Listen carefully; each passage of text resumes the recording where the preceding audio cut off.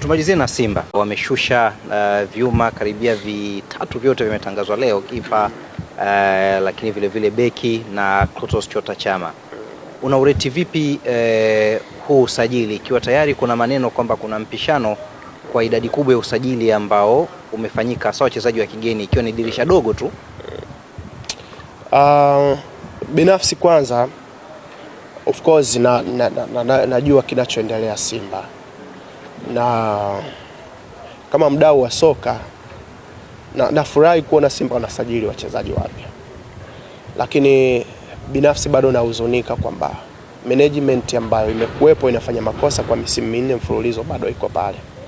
Sababu mimi naamini shida ya Simba ni zaidi ya wachezaji na makocha.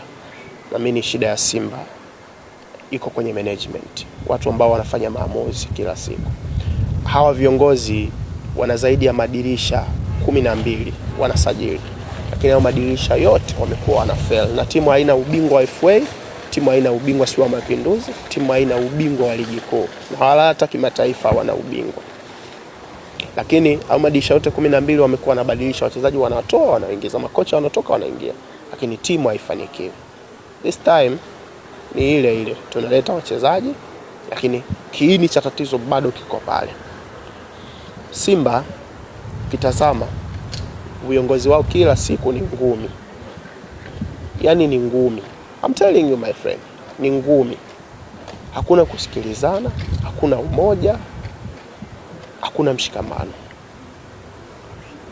Mchezaji hata awe Cristiano Ronaldo, hata awe Mbappe, sijui Vini, ili waende uwanjani wa perform, wanahitaji kuwa na amani nyuma. Yaani wa feel kwamba timu ina malengo, management ipo, watu wanasikilizana na wanajua ni nini ambacho kinafanyika. But kwa upande wa Simba hiyo kitu hamna. Yaani leo mwalimu anaingia uwanjani anajua Mangungu na Magori wamepigana. Yaani mchezaji unaingia uwanjani yani haujui future yako ni ipi. Ni ngumu sana kuperform.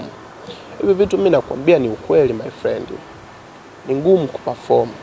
Kwa hiyo wachezaji wanaoletwa na Simba huko wanakotoka wanakuwa bora. Namba zinazungumza, technically ni wazuri, umeona tactical awareness yao ni nzuri, ni kubwa. Wakifika Simba wanakuwa wa kawaida. Ni kwa sababu wanafika kwenye dimbwi la watu ambao hawana malengo, wanapigana kila siku. Kwa hiyo na hawa wapi wakikutana na hawa waliokuepo wote wanafanana. Dirisha linalofuata wanakatwa, wanaletwa wengine. Ni kwa sababu kiini cha tatizo bado kiko pale na hakijatibiwa. Ni nini ambacho kinahitajika? Ni kufanya surgery ya ile management. Kama kweli wanahitaji kufanikiwa, kwa sababu nitakwambia Libase mchezaji mzuri, Chama bado anaweza kukupa mechi 10 nzuri, si ndio? Ametanja golikipa ameingia, golikipa wa timu ya taifa Anisha anaweza kukupa baadhi ya mechi nzuri, umeona? Sijui wamemleta nani Kibabage anaweza kukupa mechi nzuri, lakini wana mazingira kuperform. Kuna alama ya kuuliza.